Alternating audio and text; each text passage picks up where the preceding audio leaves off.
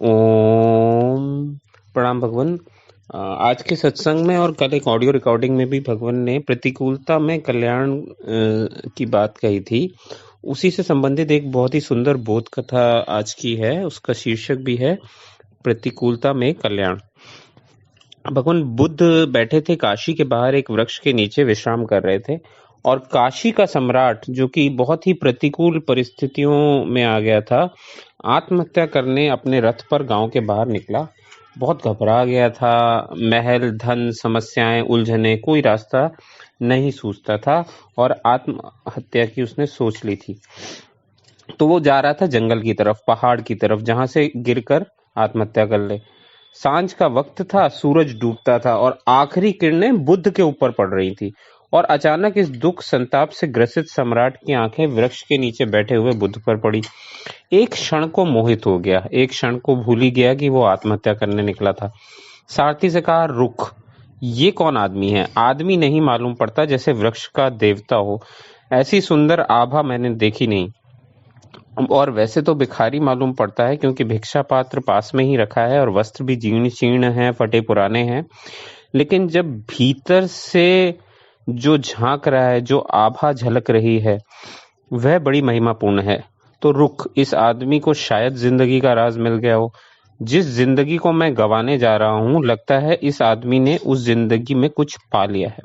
यह इतना तृप्त है, यह इतना आनंद विभोर है, जैसे कहीं जैसे कहीं जाने को ही नहीं है, कुछ पाने को ही नहीं है। जैसे भगवान भी कहते रहते हैं, काम क्या बाकी रहा। जैसे उसकी कोई चाह ही नहीं है, कोई वासना ही नहीं है। जैसे यह पहुंच गया है मंजिल पर। यह कौन है?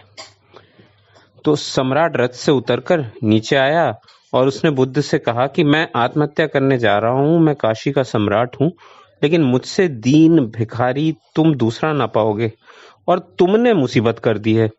तुम बिल्कुल विपरीत मालूम पड़ते हो, तुम बिल्कुल ही भिखारी हो, भिक्षा पात्र रखा हुआ है, वस्त्र तुम्हारे बिल्कुल जीर्ण शीर्ण पुराने हैं और तुम्हें देखता हूं तो तुम्हारे चेहरे पर ये डूबता हुआ सूरज जो किरणें डाल रहा है, तुम ऐसी महिमा में मंडित मालूम होते हो।